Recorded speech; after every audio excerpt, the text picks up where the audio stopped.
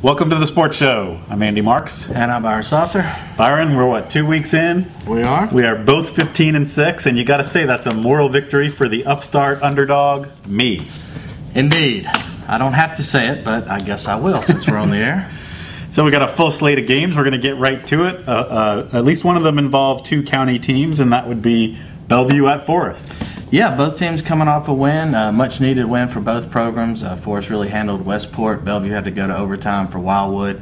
This is one of those rivalries that really gets, the fans like to get involved in this thing. A lot of talking back and forth. All that being said, I like Forest by 2 touchdowns.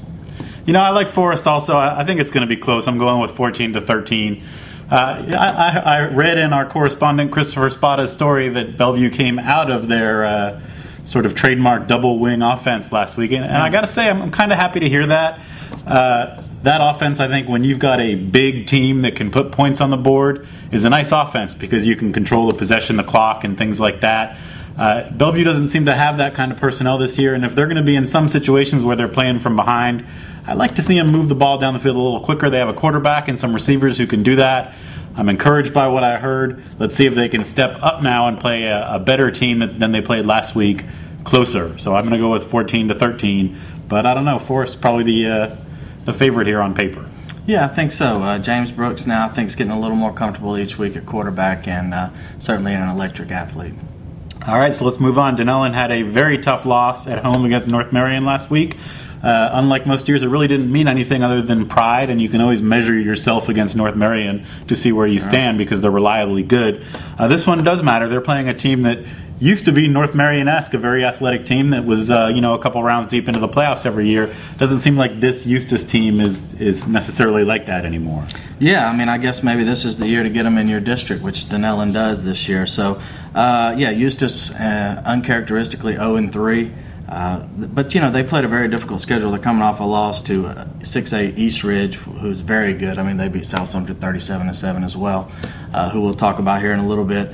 I like Denellen. I think they have probably a little too much offense for Eustis. I'm still, I think the defense played well last week. You were up there against a solid North Marion team. Let's see if they can keep that going. I'll take the Tigers 34-21. Yeah, it's hard not to like the Tigers here. There's a question. Terrence Brooks, their Florida State University-bound cornerback, left looking pretty banged up during that game last week, so we haven't got an update yet. We'll have to see where he is in this game. He's certainly a key part of their attack on both sides of the ball. But Bubba Black, Cody Underwood, Angelo Cabrera, they got some nice weapons on offense, and I'm going to go with the Tigers. I'm going to say 35-7. All right. Keeping the district theme alive here, we have Brooksville Central 0-2 coming in to play Lake Weir, who, for the first time, school history, 3-0.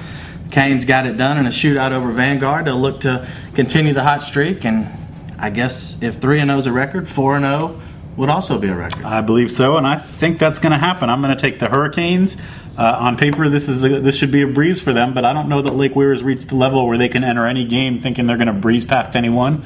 They got to guard against a letdown after some of the big wins they've had. And I'm going to pick a close score. I'm going to say 28-20, although I think if Lake Weir is properly motivated, they'll win by more than that. Yeah, I think Tracy Curry is going to keep this team motivated and focused, and I think they put up a bunch of points on this team. I'm going to go 41-13. Exciting story out there in Candler this year. So maybe the biggest game of the week, or at least one of the two. North Marion hosting a state contender not unlike itself in South Sumter. Yeah. This is two very good football teams. Yeah, really. Emman Sherman will bring his group up, and they're always in the thick of things. And, of course, Craig Damon and North Marion, we know what those guys do out there year in, year out. This should be a good one. Two 2-1 football teams getting ready for district play. I think they're both going to learn a lot about themselves here. Boy, this is a tough one. I know we've gone back and forth, and I know you like to kind of, grab my belt loop on picks and all, but this one we decided to go the other way, and I'm going to take Invading South Sumter, and that's coming from the guy who's going up to Stan Toole. So people are going to be throwing apples or something at you up there. I don't know what the weapon of choice up there is, but yeah, you better duck and cover in the press box. I'm going to go with the homestanding Colts. Not a lot to say. It should be a great game. I think based on personnel, it could go either way. North Marion is the bigger school, which you always like to think might be an advantage. Let me just say these two teams, they do it right. They're both loading their schedules with really strong opposition, including each other. They should both be in the playoffs, and they will both benefit from having played this game, even though in the big picture it really doesn't mean anything other than who's going to feel better on the bus ride home.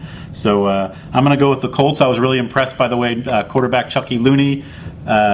Running back Jamie Gilmore. They made some changes on defense. I like the look out at safety for Brandon Carr, who was a linebacker. They got some mean guys on their defense that can hit you.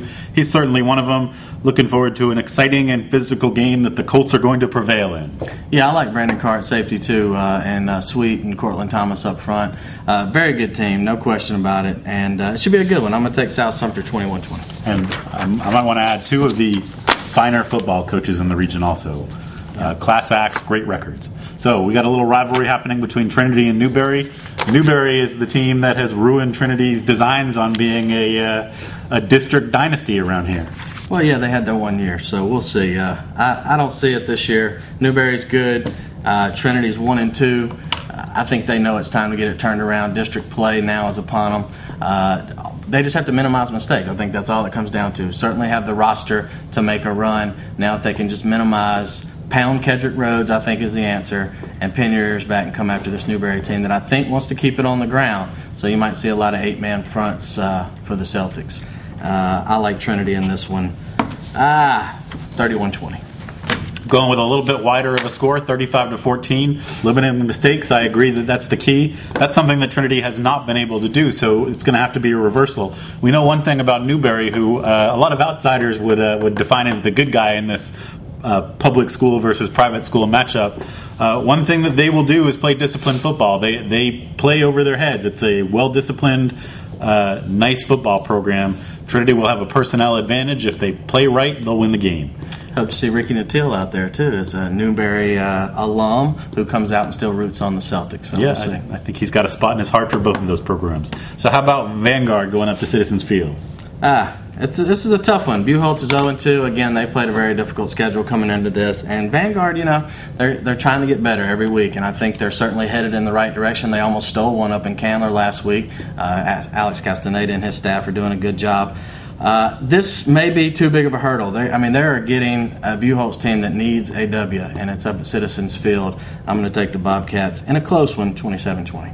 Also like the Bobcats here. I'm going with a little wider score, 30-21.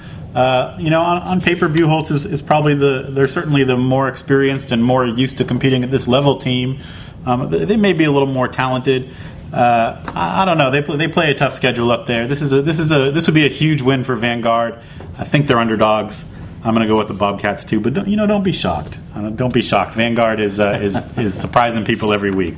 You said something about too big a hurdle. That's a pretty good segue into the Westport versus Gainesville game. Yeah, that hurdle gets a little larger there. Previously ranked Gainesville 2-1 loaded. Kevin Nelson at linebacker headed to Miami. Devontae Davis, cornerback wide receiver, who could be headed to Miami, has several offers on the table.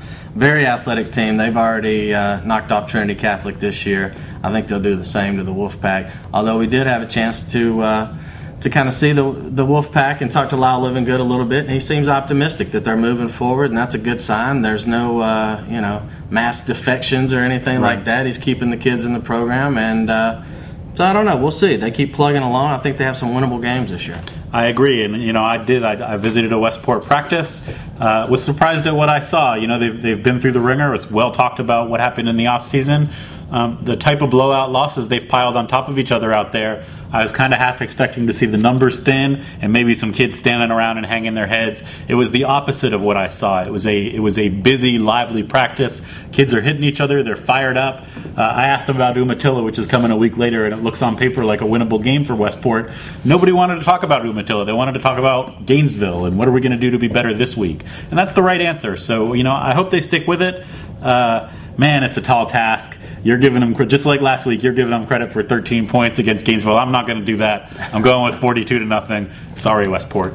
38-13.